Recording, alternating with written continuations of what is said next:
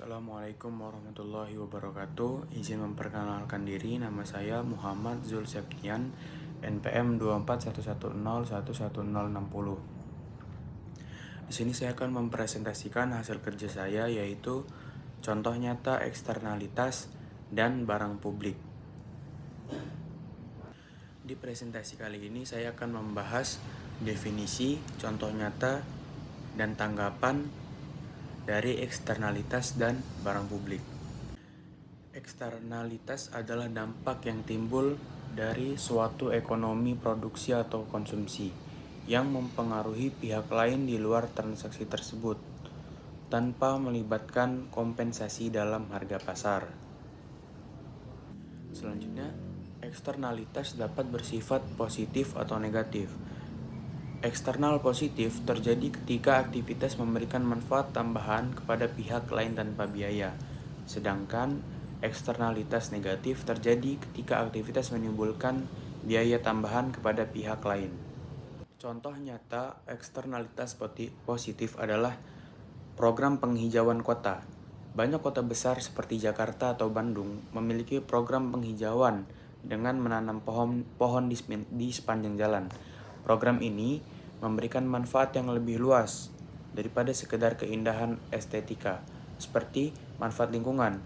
Pohon menyerap karbon dioksida dan menghasilkan oksigen sehingga memperbaiki kualitas udara. Yang kedua, manfaat sosial. Lingkungan yang hijau dapat mengurangi tingkat stres masyarakat dan meningkatkan kesehatan mental. Dan yang ketiga, manfaat ekonomi. Kawasan yang hijau dan rapi seringkali meningkatkan nilai properti di sekitarnya. Tanggapan saya, pemerintah dan masyarakat perlu mendorong dan mendukung program ini melalui penyediaan anggaran, partisipasi masyarakat, serta edukasi mengenai pentingnya lingkungan hijau. Subsidi atau intensif pajak bagi individu atau perusahaan yang berkontribusi dalam penghijauan bisa memperkuat dampak positif ini.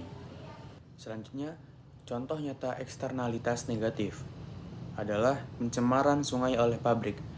Di beberapa daerah di Indonesia, ada pabrik yang membuang limbahnya ke sungai tanpa proses pengolahan yang layak.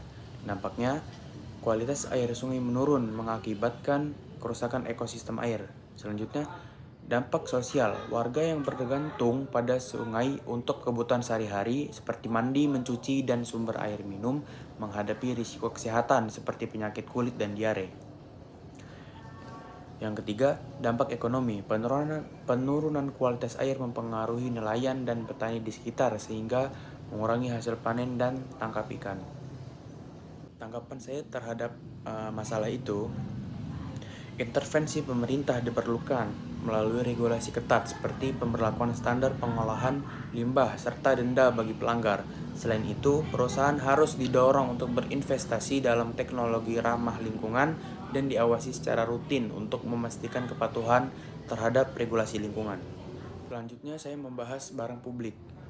Barang publik adalah barang atau jasa yang memiliki dua karakteristik utama. Yang pertama, non-rival. Konsumsi oleh satu individu tidak mengurangi ketersediaan barang tersebut untuk individu yang lain. Artinya, banyak orang dapat menggunakan barang ini secara bersamaan tanpa saling mengganggu. Yang kedua, non-excludable.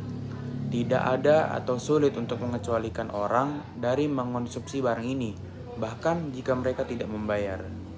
Contoh nyata dari barang publik ini adalah pertahanan nasional. Pertahanan nasional mencakup berbagai aspek seperti militer, polisi, dan sistem keamanan yang melindungi warga negara dari ancaman internal maupun eksternal. Semua orang menikmati manfaat ini tanpa pengecualian, terlepas dari kontribusi individu terhadap biaya penyediaannya. Tanggapan saya, penting bagi pemerintah untuk memastikan bahwa anggaran pertahanan dikelola secara transparan dan efisien. Selain itu, sosialisasi tentang pentingnya kontribusi pajak dapat meningkatkan kesadaran masyarakat akan peran mereka dalam mendukung pertahanan nasional. Baik, terima kasih. Mungkin ini saja yang dapat saya sampaikan. Saya meminta maaf jika ada kata-kata saya yang salah ketika saya mempresentasikan hasil kerja saya tadi. Saya tutup. Assalamualaikum warahmatullahi wabarakatuh.